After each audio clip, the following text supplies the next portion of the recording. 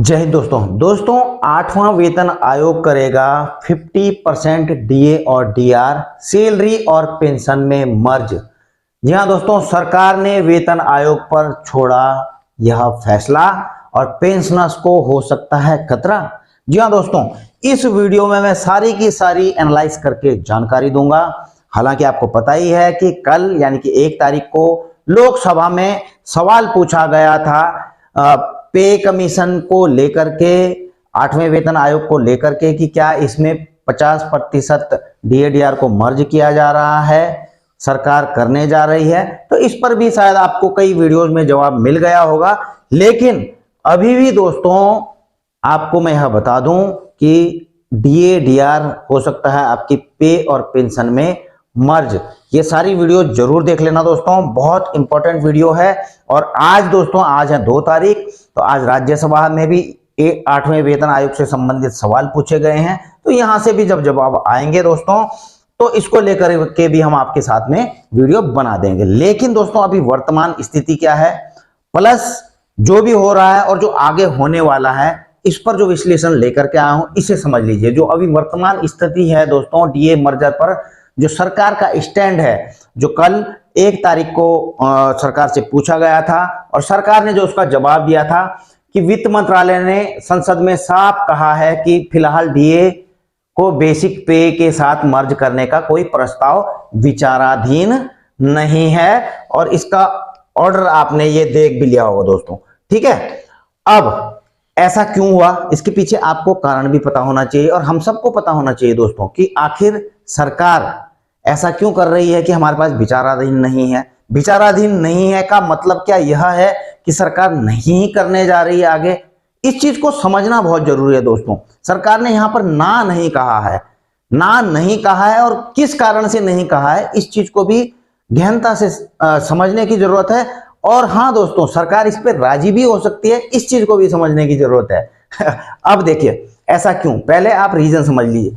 DA और D R हर 6 महीने में ऑल इंडिया एआई जो सीपीएन है दोस्तों, उसके आधार पर संशोधित होते रहते हैं। जो सरकार ने जवाब दिया है कि जो महंगा मतलब पेंशनर्स या सैलरीड हैं, उनको महंगाई से राहत देने के लिए जो है जो एआई सीपीएन है हर महीने अपने आंकड़े जारी करती रहती है। और हम जो है महंगाई के हिसाब से कि महंगाई बढ़ रही है तो हर 6 महीने में उनका डीए और डीआर बढ़ा देते हैं, ठीक है, वो उसको संशोधित करते रहते हैं। तो इसका मकसद कर्मचारियों और पेंशन भोगियों की असली आय को महंगाई से बचाना है कि भाई जो महंगाई बढ़ रही है तो उससे कर्मचारी और पेंशन भोगी जो है उनको कंपनसेशन मिल रहा है कि हम डीए डीआर बढ़ा रहे हैं हर 6 महीने में। तो इसका सिंपल मतलब यह हुआ कि सरकार कह रही है कि महंगाई से लड़ने के लिए जो हमारा मौजूदा सिस्टम है वही काफी है, डीए डीआर को मर्ज करने की जरूरत नहीं है, ठीक है ना। और जरूरत वाली बात भी नहीं है कही गई है, बल्कि मर्जर करने की जल्दी नहीं है।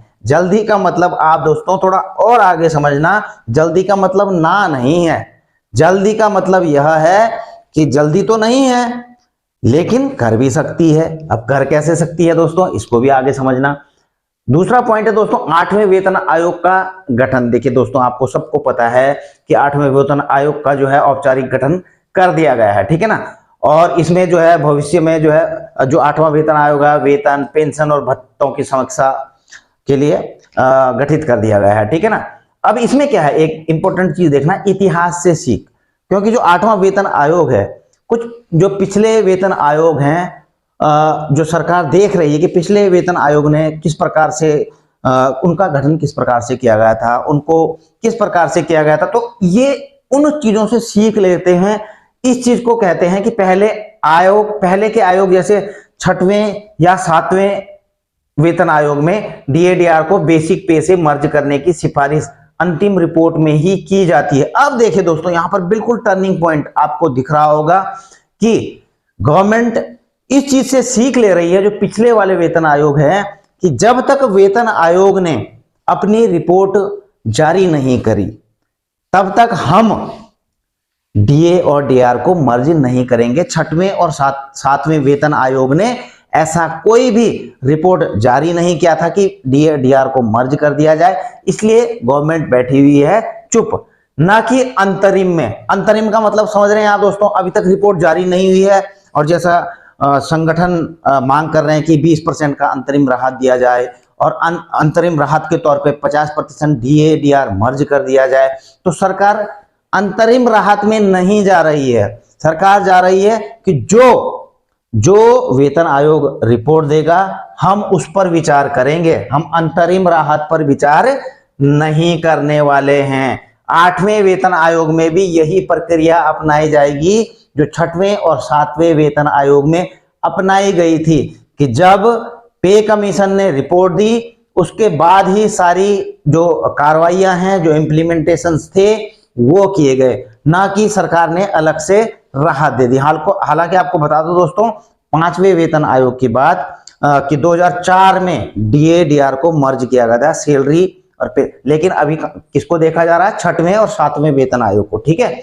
अब समय सीमा तो दोस्तों आपको पता ही है कि 1 जनवरी 2026 से और 12 से 18 महीने की बात यहां पर की गई है। अच्छा, अब देखिए दोस्तों, कर्मचारी संगठन इससे नाराज क्यों हैं, उनकी क्या मांगे हैं, और इससे आगे भी दोस्तों इंपॉर्टेंट चीजें हैं, उन चीज को भूल मत जाना, इन चीजों को छोड़ मत जाना। ठीक है, सबसे पहले आप कर्मचारी संगठनों की मांगे देख लीजिए और क्यों नाराज हो रखे हैं। तो उनकी मुख्य मांग आपको भी पता होनी चाहिए और पता होगी भी कि कई कर्मचारी जो संगठन है डीए मर्जर की बात कर रहे हैं। क्लियर है? और यही सवाल जो है लोकसभा में उठा था और यही सवाल राज्यसभा में भी आज उठने वाला है, क्योंकि डीए हाल ही में 50% क्रॉस कर गया था और 50% के बाद बनता है कि भैया इसको मर्ज कर दिया जाए सैलरी के साथ, पेंशन के साथ में।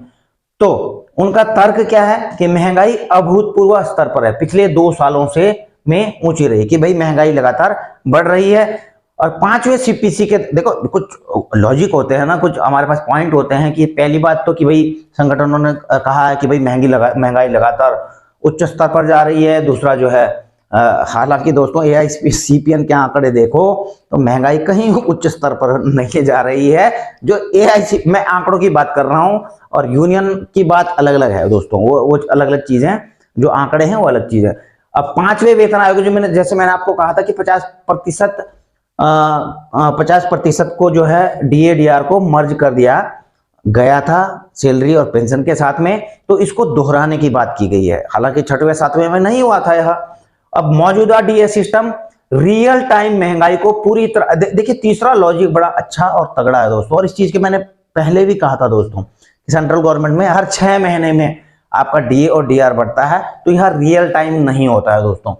6 महीने के बीच में जितनी महंगाई की वृद्धि होती है उसमें कुछ भी नहीं मिलता है कर्मचारियों पेंशनर्स को। 6 महीने के बाद जो उस समय रियल टाइम चल रहा होता है, यानी कि जुलाई में और जनवरी में जब लगता है आपका डीए डीआर, तो उसको केवल काउंट किया जाता है। इसके बीच का पीरियड जो 5 महीने का होता है, जुलाई से लेकर अगस्त, सितंबर, अक्टूबर, नवंबर, दिसंबर तक जो बढ़ोतरी होती रहती है महंगाई में, उसका कोई फायदा नहीं मिलता है सैलरीड और पेंशनर्स को। और जनवरी से लेकर जुलाई तक, जनवरी, फरवरी, मार्च, अप्रैल, मई, जून, तब तक कोई फायदा नहीं मिलता है। तो कर्मचारी संगठनों की यही मांग है कि जो है कर्मचारियों और जो पेंशनर्स हैं उनको रियल टाइम फायदा नहीं मिल पाता है, हर 5-5-6 महीने का तो घाटा होता ही है। ठीक है ना?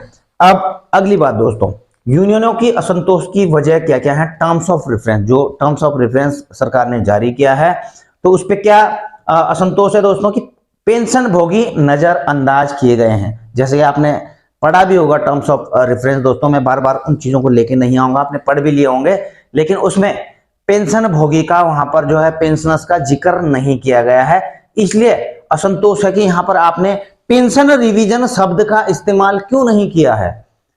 तो इस चीज को लेकर यूनियनों में जो है एक असंतोष है। ठीक है ना? अच्छा जी, तो इनका यह कहना है कि इससे जो है पेंशन संशोधन का दायरा सीमित हो सकता है। ठीक है, जिस हिसाब से वहां पर वर्डिंग इस्तेमाल की गई है टर्म्स ऑफ रेफरेंस में, जो गवर्नमेंट का नोटिफिकेशन था। अब कार्यान्वयन की तारीख पर भी अस्पष्टता, मतलब ये भी क्लियर नहीं है कि 8वां वेतन आयोग कब से लागू होगा। यह भी एक मतलब जो वर्ड है या फिर एक सेंटेंस है, यह भी मेंशन नहीं किया गया है टीओआर में कि जो 8वां वेतन आयोग है कि 1 जनवरी 2026 से लागू होगा। तो ये भी चीज वहां पर मेंशन नहीं की गई है। तो इसलिए भी जो है थोड़ा कुछ शंकाएं हमारे संगठनों या फिर कर्मचारी या पेंशन भोगियों के बीच में पैदा हो जाती हैं कि भाई आपने इस चीज को मेंशन क्यों नहीं किया, ठीक है। तो ये असंतोष फैलाता है इस चीज में। अब देखिए दोस्तों, स्टाफ साइट की सिफारिशें अनदेखी। अब आपको यह भी बता दूं कि जब पीयूष गोयल जी ने 8वें वेतन आयोग के बारे में कहा था, तो वहां पर कहा था कि स्टाफ ज्वाइंट स्टाफ कमीशन जो जेसीएम है उसके साथ में हम बिल्कुल जो वेतन आयोग है उसके साथ में डिस्कस करके हर चीज को, मतलब 8वें वेतन आयोग में जो भी सिफारिशें होंगी इनके साथ मिलजुल कर काम किया जाएगा। लेकिन यहां पर बात यह आ रही है कि स्टाफ साइड ने वेतन संशोधन के सिद्धांत, न्यूनतम वेतन फॉर्मूला और पे कंप्रेशन यानी कि वेतन जो असमानताएं हैं जैसे मुद्दों को टीओआर में शामिल करने को कहा था। जेसीएम ने कहा था पहले से, कई लेटर आपको दिखाए भी होंगे, लेकिन ये या तो मिसिंग है जो इन्होंने दिया था, या तो इनको मिसिंग है टर्म्स ऑफ रेफरेंस में, या बिल्कुल कमजोर तरीके से वहां पर जो मतलब लिखा गया है तो बिल्कुल कमजोर सा लगता है, ठीक है ना। तो स्टाफ साइट की सिफारिशें अनदेखी हुई हैं, उनको लगता है यूनियनों को, क्यों मैंने आपको बता ही दिया है, ठीक है। जबकि बिल्कुल कहा गया था कि इनके साथ में सामंजस्य बना करके चला जाएगा पे कमीशन के द्वारा, ठीक है। अच्छा, भाषा में सख्ती। 8वें वेतन आयोग का टर्म्स ऑफ रेफरेंस 7वें वेतन आयोग से ज्यादा प्रतिबंधात्मक लग रहा है, जो आयोग के दायरे को सीमित कर सकता है। अब देखिए, जैसे भत्ते, पे स्ट्रक्चर, पेंशन बेनिफिट्स पर असर। अब इस चीज को समझिए दोस्तों कि कुछ प्रतिबंधात्मक लग रहा है, तो कैसे लग रहा है दोस्तों, कुछ शक्तियां हैं इसमें, आपने भी देखा होगा दोस्तों। टीओआर में दोस्तों आपने देखा होगा कि पे कमीशन को कुछ निर्देश दिए गए थे कि अर्थव्यवस्था को ध्यान में रखते, देश की अर्थव्यवस्था को ध्यान में रखते हुए पे कमीशन में रिकमेंडेशन देनी है, ठीक है ना। और दूसरा, जो राज्यों का जो फाइनेंशियल बर्डन है उसको भी ध्यान में रखते हुए पे कमीशन को अपनी रिकमेंडेशन देनी है, क्योंकि राज्य सरकारें भी बेसिकली जो है मोस्ट ऑफ सेंट्रल पे कमीशन को ही फॉलो करती हैं, तो उनके साथ में भी यह सामंजस्य बनाना है। जो प्राइवेट एम्प्लॉय हैं उनकी सैलरी के स्ट्रक्चर को भी ध्यान में रखते हुए देखना है, क्यों, क्योंकि ऐसा ना हो कि सरकारी कर्मचारी और प्राइवेट जो एम्प्लॉय हैं बहुत ही ज़्यादा डिफरेंस इन चीज़ों के बीच में आ जाए। और एक और चीज़ मैं मेंशन की थी कि नॉन कंट्रीब्यूटरी फंड वाला, वो किसके लिए था, जो ओपीएस ओल्ड पेंशन स्कीम के तहत पेंशन ले रहे हैं, तो इन चीज़ों को मेंशन किया था। तो कुछ ना कुछ जो है इस प्रकार की प्रतिबंधात्मक चीज़ें यहाँ पर रखी गई थी, जो कि पे कमीशन के दायरे को सीमित करती है, ठीक है ना। तो इससे भी जो है कुछ असर पड़ सकता है। और क्या कहते हैं, यूनियन के टर्म्स ऑफ रेफरेंस में पेंशन की जरूरतों को इग्नोर करता है और रिटायर्ड कर्मचारियों की आवाज को दबा सकता है। तो यहाँ पर संदेह यूनियनों की तरफ से लगाया जा रहा है कि कहीं ना कहीं जो है पेंशनर्स की जरूरतों को इग्नोर किया जा सकता है इसमें, ठीक है ना। जो रिटायर्ड कर्मचारी हैं उनकी आवाजों को दबाया जा सकता है। अब देखिए, अब जो आधिकारिक टर्म्स ऑफ रेफरेंस में क्या शामिल है आपको पता ही है। इन चीजों को लेकर के जो मैं आपको बता रहा हूं कि भाषा में सख्ती, प्रतिबंधात्मक लग रहा है। एक तो सरकारी डिफेंस फोर्सेज अधिकारी न्यायपालिका के लिए पे भत्ते बेनिफिट की समीक्षा के बारे में बात किया गया है। टैलेंट आकर्षित करने और दक्षता बढ़ाने के लिए संरचना का सुझाव आपको बता ही दिया था दोस्तों।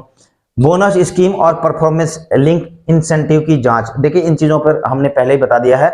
और इसमें ज्यादा कुछ वो क्या दी है, जो एनपीएस और यूपीएस के थ्रू पेंशन लेंगे अब या ले रहे हैं, तो उनकी ग्रेचुटी और जो पेंशन है उसकी भी समीक्षा की बात यहाँ पर की गई है दोस्तों, परीक्षण करने की बात करी गई है। तो आर्थिक स्थिति, फिस्कल प्रूडेंस, ये वित्तीय सावधानी, मतलब उनको बताया गया है पे कमीशन को भाई वित्तीय सावधानी भी रखनी है। ऐसा नहीं है आपने इतना ज्यादा बढ़ा दिया कि जो है अर्थव्यवस्था पर वित्तीय उसमें प्रभाव पड़ जाए। और राज्य वित्त पर असर को ध्यान में रखना, ठीक है। अच्छा, 18 महीनों में सबमिट की बात तो आपको पता ही है।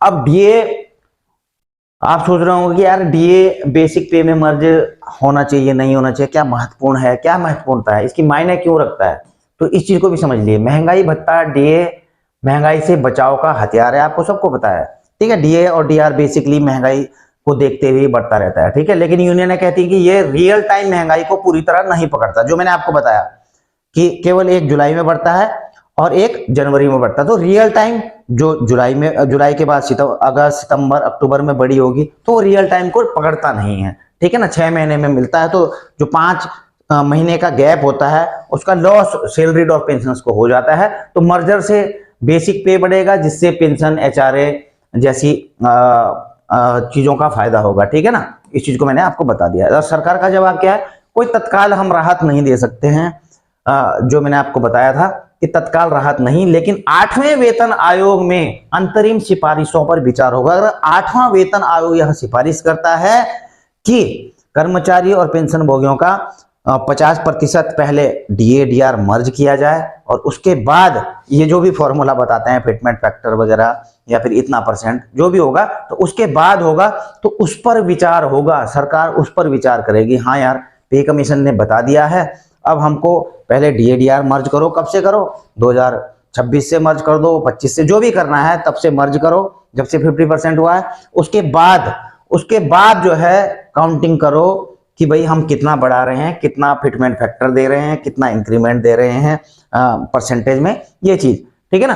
तो कुल मिलाकर के जो इसका सिंपल उदाहरण है कि भाई अगर जो है 50,000 आपकी सैलरी पेंशन है, जो भी है, ठीक है, और उसमें अगर डीए मर्ज कर दिया जाता है 25,000 रुपए, मतलब 50%, तो आपकी बेसिक तो वैसे ही 75,000 हो जाएगी, और 75,000 हो जाएगी तो इसके बाद आपको अस्थाई फायदा क्या मिलेगा कि इस पर फिटमेंट फैक्टर मिलेगा, इस पर जो है आपका जो परसेंटेज में इंक्रीमेंट होगा तो वो मिलेगा, तो इससे जो है आपको फायदा होगा। ठीक है, आप इस चीज को समझ रहे होंगे। अब आगे क्या होगा इस चीज के बारे में भी, मतलब जो फ्यूचर आउटलुक लुक है, इस चीज को भी समझ लीजिए कि अगला कदम क्या है।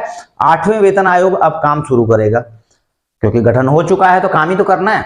डेटा कलेक्ट करेगा, ये भी ठीक है, विभागों से सलाह लेगा, यूनियनों और स्टेक होल्डर से भी सुझाव मांगेगा, जो कि बात कही गई है टर्म्स ऑफ रेफरेंस में कि भाई इन सबके साथ में जो है सलाह मशवरा करके ही आगे बढ़ेगा, सुझाव लेगा। ठीक है, तो ये ठीक है।